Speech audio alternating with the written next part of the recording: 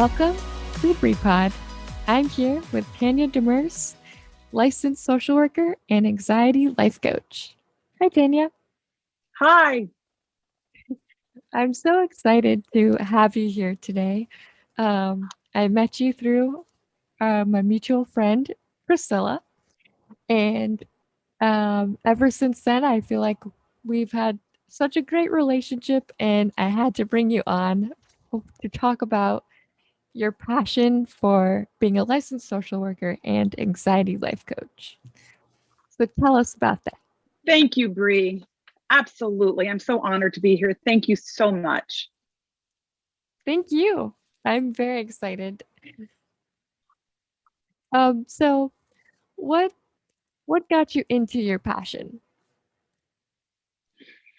Well, it's kind of been not only a personal journey but a professional journey as well. So I'll start out with my personal journey. I'm very open to the fact that I have suffered from anxiety for a long time, and I've approached it as I have those defining moments in my life where anxiety has absolutely been a part of my life, and I'm gracious for it now. But when you're going through it, you really don't treat it as a gift like you should. So some of my defining moments were I had applied for a job. And as I was finishing the job interview, I was taken on a tour, which is very typical for an employment interview. And the person who was taking me for a tour became very clear that I was not the candidate that he wanted for the job. Interestingly enough, it wasn't a social work job, which I was very comfortable with. It was actually a job in law enforcement. And I will clearly say that I don't meet the typical mode or model for a law enforcement job. But I thought, hey, this sounds like a really cool job. What ended up happening is I found that I was getting very anxious throughout the tour. And I was thinking, this person really is starting to, fear is starting to come up. And I was letting somebody else cause me, or what I thought caused me to feel anxious. But obviously, I was letting myself feel very anxious, and I was letting fear come into my life. And I actually almost let that anxiety and fear turn away, which was one of the best jobs that I had had. And so that was one of my defining moments. I thought, I'm letting somebody else trigger my fear and anxiety, which I already had anxiety about just the job, the interview, that sort of thing. So I thought, no, that's not the way I'm going to roll in life. And so I knew that I live with anxiety. I learned to live with it. I don't live within it. So that was one of the defining moments. So my second defining moment, and this may sound like a very sad story, but hang in with me, guys, because it has a beautiful ending. So my second moment was I suffered a great loss in my life. My first pregnancy terminated at 26 and a half weeks. And unfortunately, although we were able to get my son over to a NICU in another state, he did not survive. So then on my next pregnancy, as one can imagine, if you already have anxiety or prone to some anxious thoughts and worry, my next pregnancy, I absolutely zipped up anxiety like a parka. I wore it with pride. If I could worry about something, then I wasn't necessarily worrying about the pregnancy or the outcome of that pregnancy. And so I then learned after my daughter was born that I was still anxious. And I thought, well, wait a second, how am I still anxious? My whole goal of being, worried and panicked and anxious throughout this pregnancy was to have this beautiful child, which I had. Well, what I came to realize was anxiety felt familiar in my life. It felt comfortable. It was something that I had learned to live with, that I had thought was okay. And it was my primary coping technique. Because let me tell you, I got really good at being anxious. And I let that drive me for a lot of decisions. So, and I got to tell everybody, I was a licensed social worker at the time of all of this in my life. I had gone through, getting my master's. And so I was well trained, well versed in all of this, but it's a lot different when you're working with people versus taking your own advice. So here I was, my world was full of anxiety. And so I started to be this mother. And I remember one point, we had a public health nurse come in because, as luck would have it, my second child was born 6 weeks premature, but healthy. And she's beautiful and a happy, healthy 16-year-old today. But this the health workers showed up because when you have a preemie, they'd like to come to the house and make sure everything's going well. And I had her in a little bouncy seat, and she was born in October, and it really wasn't that cold, but I had this little space heater. So I had her all wrapped up in this blanket. I had this little space heater making sure her bubble was, probably 80 degrees. And the health worker said, "What are you?" And I said, "Well, I want to make sure that she's warm." And she's like, "She's plenty warm. Put a blanket on her. She's fine. Turn off that heater." So those were the defining moments where I had to wake up and I had to say, "Oh my gosh, I have got to get control of this anxiety." So that's really when I delved deep into it. Now I'm going to tell you my professional story was, again, once of making, I felt, some grave mistakes, but I've learned from them. So what happened is, I remember very clearly, I had a client who was in front of me. She presented with severe anxiety. She came in and I kept asking the questions, "Well, what triggered your anxiety? What's the life event? What's the defining moment?" And she kept saying, "I don't know. I don't know." So then I started to teach her, "Well, stop saying I don't know. You've got to come up with it." And she really couldn't. And so I thought, okay, so this is true and genuine. She really doesn't know what's triggering her anxiety. So I knew that I had to do some education, because if I didn't know what was going on when you work with a client, you've got to figure this out. You can't just say, "I've decided that, your anxiety doesn't fit my treatment mode." So what happened as a result of that, I really delved deep into neuroscience. Now, I'm not a neuroscientist, but I had to start to study the brain. I had learned social work. I was a cognitive behavioral therapist. So for me, cognitive means thinking. Obviously, behavioral is behavior. So I kept thinking, well, the brain thinks, so we should be able to link this. What I found out is that there are two brain structures that are very unique to anxiety. And knowing what brain structure is causing a client's anxiety is really pivotal to treating them. And so I know we're going to talk about, how I do this differently with anxiety. So I kind of already given you a little foreshadowing to that. But as a result of that, I absolutely learned that I needed to take a different approach. And so I learned amazing things about anxiety. And so then what happens is I start to research it, and I'm trying to find out what is being helpful for people. And I'm finding that online or in therapy, you tend to get whatever therapist likes, whatever coach likes. They like to teach that component. They don't like to go outside of the box. You can't do that when you work with people. People are unique. Their situations are unique. You have to get to know your person. I equate it to, you can't put a square peg in a round hole. You can try, but I can tell you right now, you can't do it. So that is what I started to do. I thought there's no really good, happy marriage for the treatment of anxiety. It's either all this social work or it's all the coaching, but there needs to be a happy marriage. And so there needs to be, with cognitive behavioral therapy, needs to be combined with mindset. And so that was my passion. I couldn't find it. So I said, you know what I'm going to do? I'm going to make it. And how I did it was, I said, I'm going to start to do lives. I'm going to start to get out there. I have no idea how to work the computer. I'm lucky that I can figure out how to work Zoom or a FaceTime. And so I said, if I don't know how to do it, then I'm going to learn how to do it. And so that is literally how my passion came about. Now, for you guys who have anxiety, you're going to love this story. So the first time I'm doing live, now I have to tell you, of course, I sat and I talked and I sat and I talked. I'm like, I've got to push this live video. I've got to just start it. And with anxiety and with the amygdala, specifically with anxiety, you have the response where you're going to pee your pants. So I'm literally sitting there during my first live talk, so anxious that I'm thinking, well, if I pee my pants, I'm going to pee my pants because I'm going to get through this live. I know I can do it. And so I've done that. I think I'm rolling on, I think, over a year now, where I come on and I talk, and it's amazing because, you guys, when you have anxiety, we tend to let it, let it shelter us. It causes us not to take action, and because it feels familiar. And so we need to go into the unfamiliar to have it feel familiar.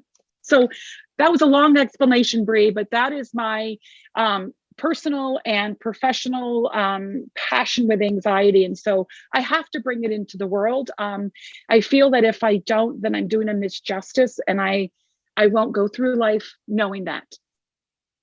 Well, I really appreciate you sharing that with us because it really gives a perspective on anxiety in both personal and professional. So that's really nice to have, especially with anxiety and hearing it. It Hmm. gives me anxiety thinking about what you did. Hmm. So But true. that's what I love about bringing you on here is because so many people have anxiety and don't Hmm. know what to do with it or Hmm. how to, um, I don't know, like, I don't want to say live with it, maybe. Yep. Yeah. So That's a beautiful way of saying it. Absolutely. Because Bree, we have anxiety, first of all, because it kept us alive. And so we have to realize that anxiety, we have it, our brain has it because it's protective of us. And I don't want women to think for 1 minute that I'm not talking about being anxious, especially women. We need to trust our anxiety because our anxiety will keep us safe. And so when people come to me and say, I want you to help me so I no longer have anxiety, I say, well, guess what, folks? You've come to the wrong place because you need anxiety in your life. It is what keeps you from jumping off a cliff without a parachute. It's knowing that the landing's not going to be great. So you need to have it. But I love when you say to live with it. Yes, because we have to live with it. yeah, I always love your analogies because it's easier to grasp what you mean and you can relate to that. Like, yeah, you're right. Like living with it is okay. And just getting. I think what's cool is I believe every Thursday you go live and you share that I do. different aspects of anxiety. So Mhm. share with us what are like misconceptions people have about anxiety. One of the biggest misconceptions with anxiety, I kind of shared that we think that we don't want it in our lives. Now, first of all, we know that anxiety can feel like living with some discomfort, and we don't like to feel discomfort. Remember, our the three things that we know about our motivation is that we don't want to have pain, we don't want to be in discomfort, and we want to do things that are easy. Yep. And so this is one of the huge misconceptions is that anxiety is some evil monster that's in the room. And so that's the first thing that I take off the table is it's absolutely not, that we have to learn to live with it. Now, first of all, of course, always start with psychoeducation that we talk about. We need to identify where your anxiety comes from. And here's where I'm not totally different, because I'm sure there's people out there that have the same, pattern as me as far as treatment or coaching goes. But there are those two brain structures. The amygdala is the fight, flight, and freeze response part of the brain. That's the immediate anxiety. That is the anxiety that you can't say, geez, I had a trigger, I thought long about it. And there's the cortex part of the brain. That's the thinking part of the brain. So the first thing that I do is I figure out, where does your anxiety come from? Is it from the amygdala? Is it from the cortex? Because if I try to treat somebody or coach somebody who's having amygdala fired anxiety, they're going to be looking at me going, I don't know what you're talking about. And they truly don't know. So let me give you, I love my analogies. Yes. So it's like driving down the road and you see something out of the side of the side of your vision. So you slam on the brakes. Okay. Now, what happens is that's an immediate response because you don't really know what it is. Your mind's not said, geez, what could that be? Now, the cortex, the thinking part of the brain, says, geez, that looks like a set of eyeballs. And I know that eyeballs in the North Country meant that there's going to be a deer flying across the road. So I'm going to slow down to make sure there's no deer crossing. So that's literally how either the amygdala or the cortex part of anxiety. So this is what we do. If you have amygdala anxiety, then I'm going to coach and treat you differently. We're going to have to get you to calm first. I'm going to have to help you to learn to breathe, learn to be grounded, learn to focus. If it's the cortex, remember that was always my strength. Coming out as a social worker, boy, we love the thinking part of the brain. Then we get to work on different things like what are your thought errors? What are your, distortions? What are you going on from there? So I take this very happy marriage. I find out where your anxiety comes from. And no, I don't hook you up to electrodes. We literally will give you a checklist. We'll ask you some questions. And then I go from there. Everything is individual about what do we do first. And so I have to tell you that I mix mindset and cognitive behavioral therapy. Mindset is huge when it comes to anxiety. So this is another misconception. The misconception is that if you're going into treatment, that everything has to be very clinical. That's not at all how I approach anxiety. Not clinical doesn't work for everybody. So I actually do a holistic approach to anxiety. If I have somebody who wants total clinical, I'll do clinical. But let me tell you, there is a mind, body, and spiritual that comes with treatment of anything. And if you don't believe that, then you've got a misconnection going on. And we have to figure out that first. How do we combine those three beautiful things about ourselves to be the best person we can possibly be? So this is how I've grown from being a clinical social worker into, oh no, there's so much more that we need to learn and know about with anxiety. So Oh, that's kind of, yeah, that's a lot, that's isn't it? wow. No, it's cool though because I didn't realize like the different types of anxiety. I mean, Mhm, I don't know a lot about it, even though I have it. I don't like, I guess I didn't do enough research on it for myself, but mhm, it's cool to hear this because a lot of us are like me and like, I don't know what to even mhm, do with it. mhm. Absolutely.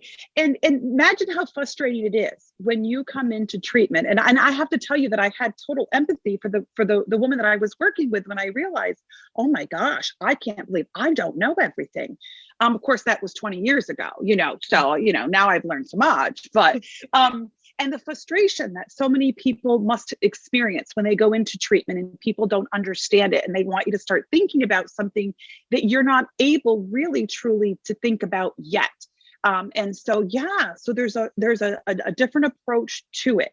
Now, a lot of my folks, when they come in, they're a happy medium of both of them. They really can identify, so I know, I call it my ABCs of anxiety. And it's kind of funny because I call them team amygdala.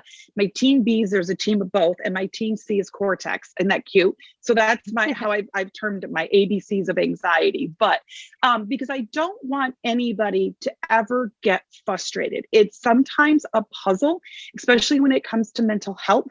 It's definitely a puzzle. And so we have to figure out, let's put the puzzle pieces together. Maybe we'll start with the outline like we always do.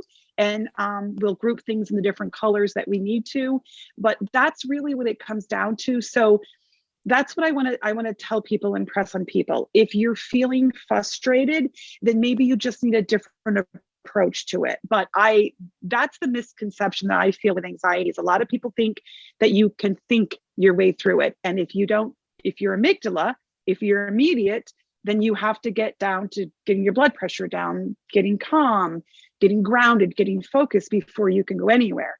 And I am all about all different modalities of treatment. I don't just come in and give my modality, but another misconception to anxiety is that it's just meditation and mindfulness, and that I want people to somehow not think or have anything in their mind. And that is the furthest from the truth, because that is not what meditation or mindfulness is.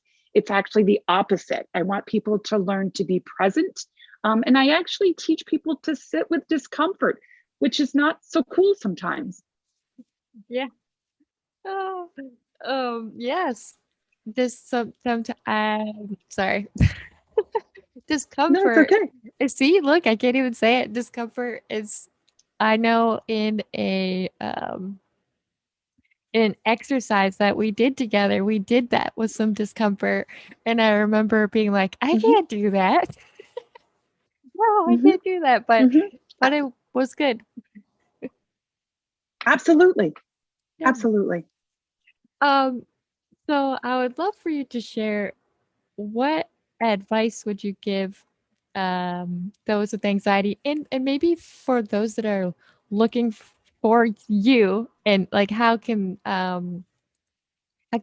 they reach out to you as well? Yeah. That's a Sure. two-parted question. Absolutely. This is my advice when it comes to anxiety. You get to decide if your anxiety is serving you a purpose or is it not serving you a purpose. And that's the big difference. And let me explain. So, for me, my anxiety, I'm a recovering perfectionist. So, what that means is that I have come to realize that there is no such thing as perfection. And that's my biggest advice that I'm going to give to anybody with anxiety, because a lot of times the need to be perfect is because with anxiety, especially, we can open it up to social phobias or any sort of anxiety. But in particular is the idea that if you say you do something, you go somewhere, you're going to make a fool out of yourself, you're going to humiliate yourself, that you're not going to be good enough. And I have to say that's one of the mantras that I teach everybody that I work with, is to say I am good enough, because when it comes to anxiety, it's one of those primary thoughts that we have. And so my advice is that you have to decide, is your anxiety causing you to take action? Is it causing you for inaction? And it goes along with, is it serving you a purpose or is it not serving you a purpose? So with my perfectionism, or I'm in recovery of my perfectionism, it would tend to drive me to be overly prepared. And interestingly enough, I have 2 sheets of notes in front of me. I've not had to use them, but before I even came on to the podcast, what I did was I had put down some of my thoughts. What that does to help me is that A, it helps to ground me, and B, it makes me feel like I'm more prepared. And so I have learned over the years that if my drive to be perfect, or what I perceive as perfect, if that drives me to be extra diligent, if it drives me to have the best resume walking into an interview, to have already asked myself the questions that I think I'm going to get asked and I come across being prepared, then that's how my anxiety would drive me for purpose in my life. It drives me to action. The difference would be is that if I didn't go on the job interview because I was so afraid that I wasn't good enough, or that my resume wouldn't be good enough, or that I would say or do something really stupid. And so that's when your anxiety would drive you to inaction. Remember, we have to live with anxiety. It's because it keeps us safe. It's what our brain does. That's why it was there. It's not meant to make us happy. Our brains were not formed to make us happy. They were formed to make us survive. And so then we get to make the decision if we want to be happy, what goals we want, and how we want to progress with that. So that is my biggest advice. Now, my other advice is, if you're involved in anxiety, and maybe say you've been working with a coach or a therapist and it's been a long time. Now I'm going to say, people are going to say 3 months. I'm going to say within 3 months, if you're not seeing progress, if you're not feeling progress, then it's time to move on. You don't just have to like your therapist, but you have to be doing work and progressing with your therapist or your coach. And so many people be like, but I really like her. I really like him. And I love that. But if you're not progressing, if your anxiety is not getting better, if you're not learning some skills, I call it a tactical tool bag. That kind of brought me back to my law enforcement. I had a 12-year law enforcement career. And I call it my tactical tool bag of anxiety. If you're not learning those skills that you can use, then you do need to look forward.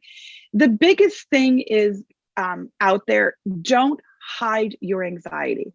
I don't mean that everybody has to walk around with a sign, but I have to tell you, I'm quite proud that my anxiety has led me in life from my defining moments into where I am today. And so many times we feel like we don't want to tell people that we're anxious. So we avoid people. That is the worst thing that you can do. So my advice is, like I said, you don't have to scream to the world in the Walmart grocery store, hey, everybody, I'm anxious.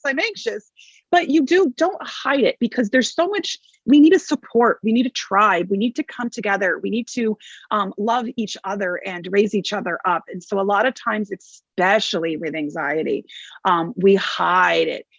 We feel like we have to push it under the water like that beach ball. You're going to get that beach ball under the water, but I promise you, your anxiety is not going to stay there. If you don't deal with it, take it out, put it on the shelf for a little while, learn how to live with it. Your body is going to be affected. We know your mind definitely is going to be affected. And there's on all realms, including relationships and daily functioning. So my advice is, guys, is to get out there, find a support, find a tribe, find information. I'm doing a 30-day anxiety challenge. Today is day 20 of it. My name is the Bolster Way, and that's where you can find me. And it's the BOLSTER WAY, the Bolster Way. I've got a website. You can grab a free 30-day guideline. The workbook is there for you. You can find me on TikTok, either by doing hashtag Tanya Demers or hashtag the Bolster Way. The Bolster Way is my business name. That's what I've been since therapy. And it's interesting. The story comes about because it's my maiden name, Bolster. But if you look it up in the dictionary, how cool is this to have a social worker with a name that defines as a supportive, fluffy pillow? So I think that is awesome that my maiden name Yeah. is a big fluffy pillow. I say that because, yeah, people will be like, oh my God, a bolster pillow. Yes.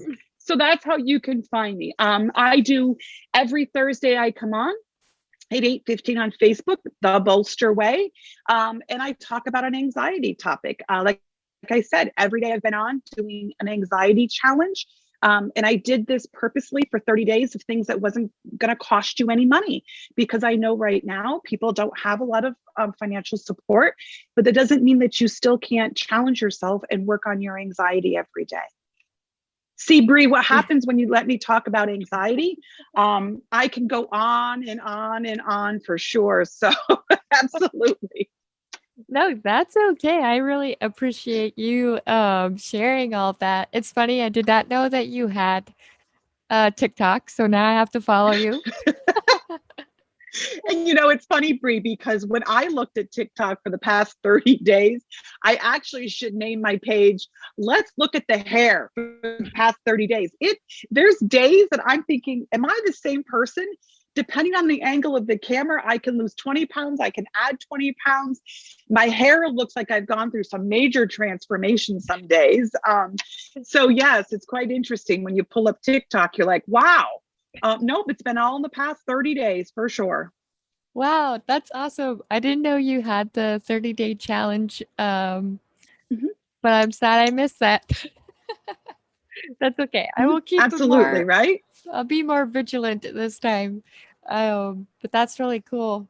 Thank you so much for coming on here and sharing um well, not everything because there's so much on anxiety, but as much as that you could. There's so much, right?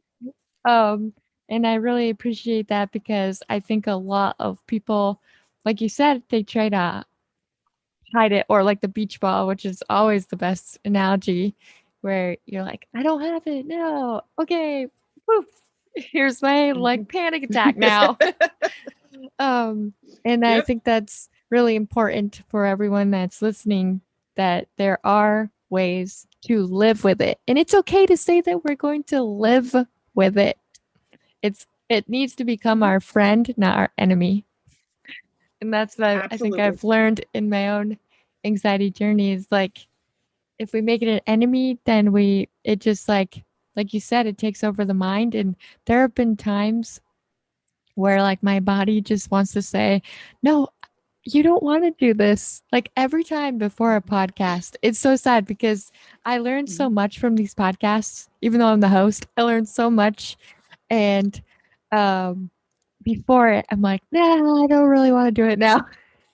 Mhm. That means I have to Absolutely. talk. It means I have to do Mhm. this.